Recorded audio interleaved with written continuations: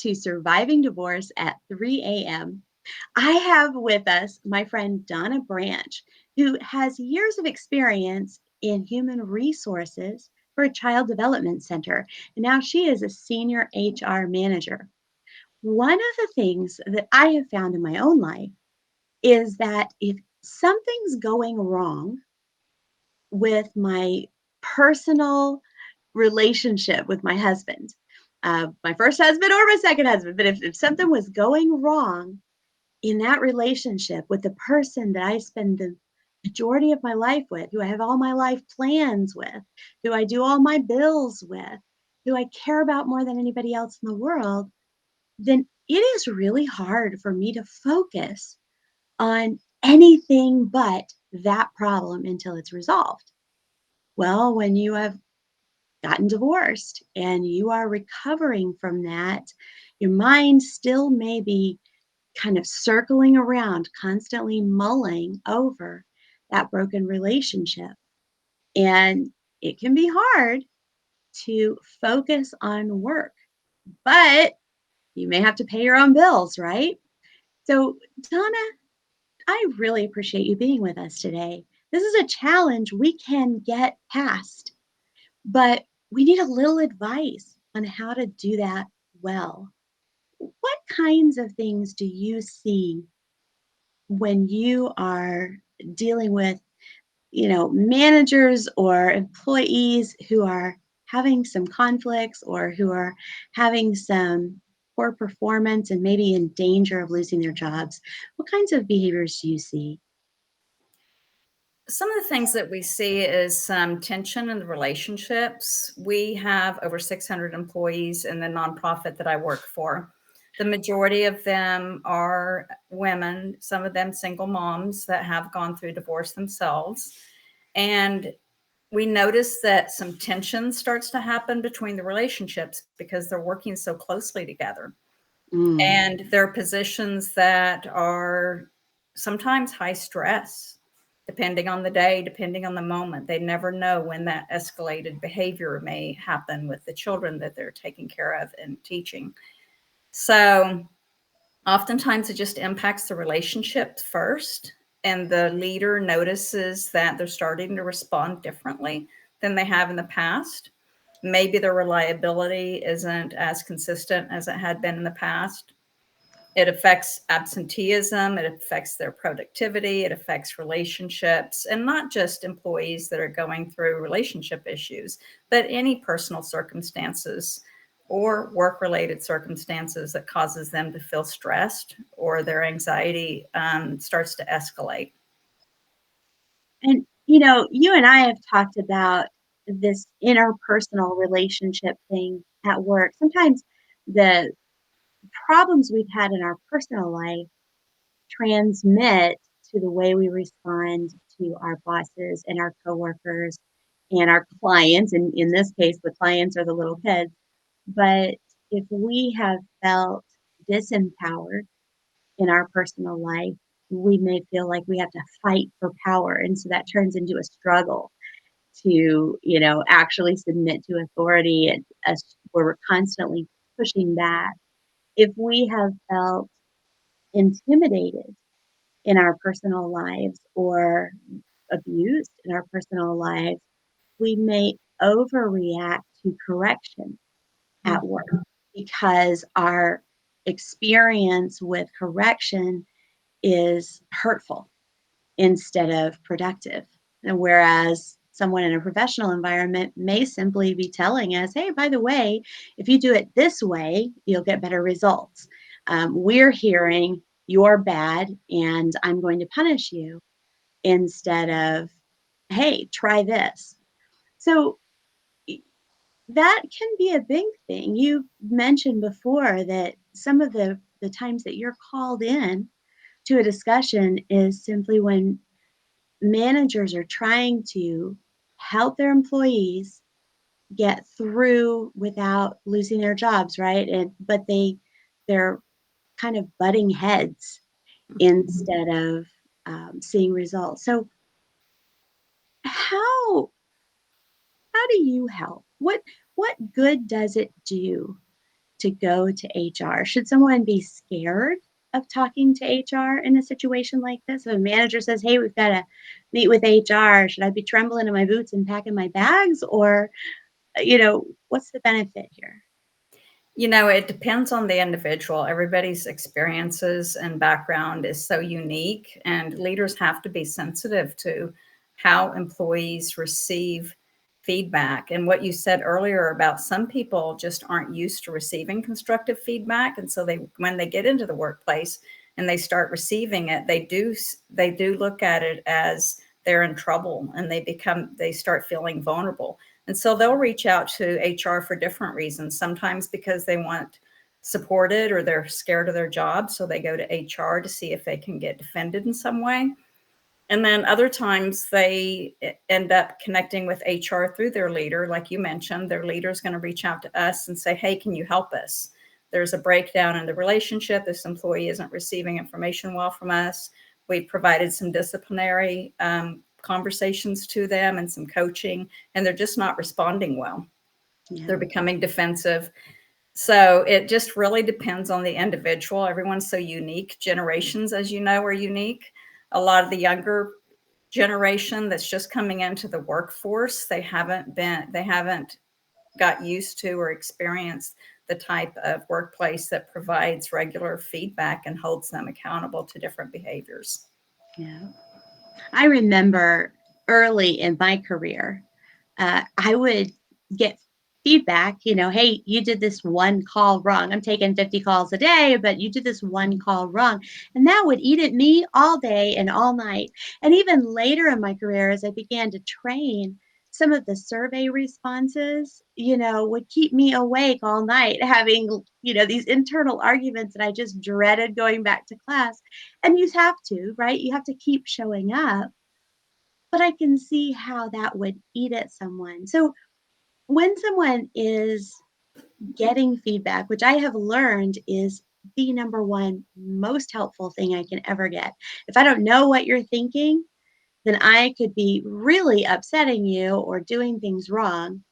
But if I know what you're thinking, I have a chance to impress you, right? And so feedback is your friend. But when you're not used to that, or when it is eating at you, what are some things that you would recommend to someone instead of being defensive, instead of um, cutting off that manager or wrestling with that manager? What's a better way? I know when I personally was dealing with some issues several years ago when I needed to be able to provide some care, additional care for my parents when they were dealing with some really unique situations in their life. It became a lot, and I was working a lot of hours. Work was starting to feel a little bit stressful, in part because I was dealing with so much outside of work as well. And so that Mm, carried in. It just does sometimes. yeah. Personal life carries into work life. You get tired, you're working a lot of hours.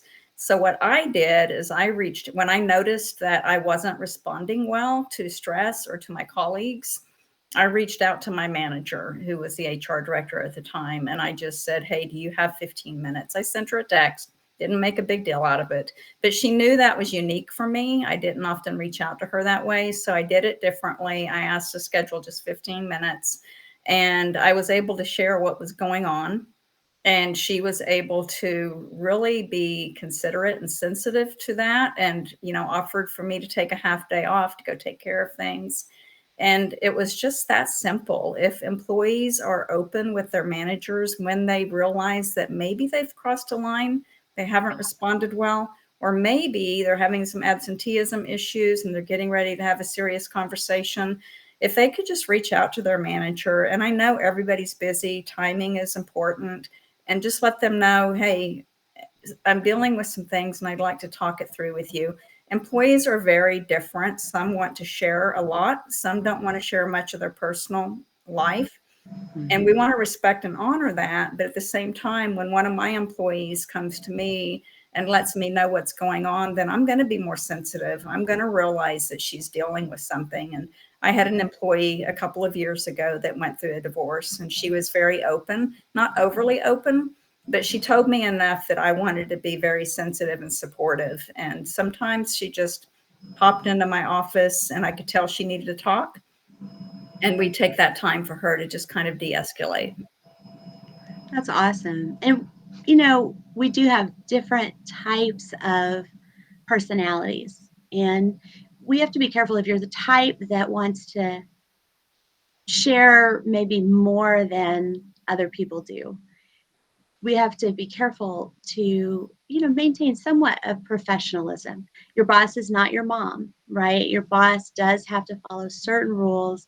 Their goal is still to support the company, to, help the company stay in business and help the customers get taken care of. But bosses are people, and they're people that don't really want to spend the rest of their lives replacing people, right? They'd rather nurture a good, healthy employee relationship so that you can be there long term. That's better for the company than letting you go. So, coming to an HR person or getting a hold of your manager and saying, "Hey, do you have a few minutes? Let me tell you what's happening in my life." Um, Not necessarily expecting them to break a bunch of rules for you, but a lot of times they will find ways to flex. And eh, now, Donna, I know a lot of employees have access to an employee assistance program. Have you found that to be useful? We actually have a very high rate of usage in our organization. Mhm. And part of the reason is because we send out communications regularly from our executive team to encourage employees to use it and show them all of the different benefits to using it. We have a very robust program called Modern Health. So Yeah. it doesn't only provide employee assistance, but it also provides coaching for leadership and a lot of other like just daily things that you can use to help calm down when you're feeling some anxiety, especially while you're at work, but also when you're outside of work. And it's for the family and the employee. Yeah, I actually have had a really good experience at my job with my employee assistance program. They provided counseling. They actually do a legal consultation if you need it. I mean, there's different things that they do. So you have resources, you have people to talk to. You may be able to get some flexibility in your work day. Hey, by the way, I might need to get up and go outside for a few minutes. I might need to shift my schedule so I can drop the kids off now that I'm a single parent. There are different things. But if you have ideas for how to be flexible, that's going to help your manager. And if you don't, or if you're willing, obviously to flex with what your manager offers, then that's super helpful as well. And Donna, what other advice would you offer? I would encourage employees to be open with their leadership, but not so open that their leader, their manager becomes their therapist. We've had Mm, some issues in the past where the managers have been so receptive and so helpful, and they're just empathetic. And we have lots of leaders that just have huge hearts. And it and becomes, coworkers too. yeah, and coworkers as well. And so it's okay the first time or the second time, but eventually the coworkers and the manager, their time starts getting sucked up a little bit Yeah. and they just can't be that main person. And employees really have to consider taking advantages of the resources that their organization has. And if their organization doesn't have resources they can use, like an employee assistance program, then I would encourage them to reach out to a church and see what free ministries they have available to help them through the process. It's not easy, and it's so important to have a community around you and to, yes, be open, let your manager know what's going on because they need to know that this is something that you're dealing with on a temporary basis Hmm. and that you're also doing what you can to help yourself heal from the wounding and the hurts that you're going through. I have an employee that went through the death of a close family member recently. And she's usually just a very private person, but she wants me to know as her manager that I'm going through this still. It's going to take a while, but I'm doing everything that I can to get help, help Yes. me process and to help me navigate and to help me still, be the be the employee that you need me to be, and the wife and mom that my family needs me to be. And of course I'm going to give her all the time that she needs, but still understanding that the work needs to get done. Yeah. And when she can come back in and step back in and pick up where she left off, that she's given that opportunity to do that. That is so important. And, load balancing all the way, whether it's at work, in your friend zone. If you lean too heavily on one person or you take up too much of one person's time, people want to be there for you, but eventually they wear out, right? So load balance, talk to this person a little bit, talk to this other person a little bit, find a church, get, a counselor, different people to help you at different times so that you get the help you need and people are able to give you their best. And I love, Donna, that you just mentioned, you are always willing to work with someone who says, I want to do my best. I'm going through a thing right now. Thank you so much for being with us. And I look forward to hearing about some success stories with people's jobs. God bless you. We'll be back. Thank you, Christy. Bye-bye.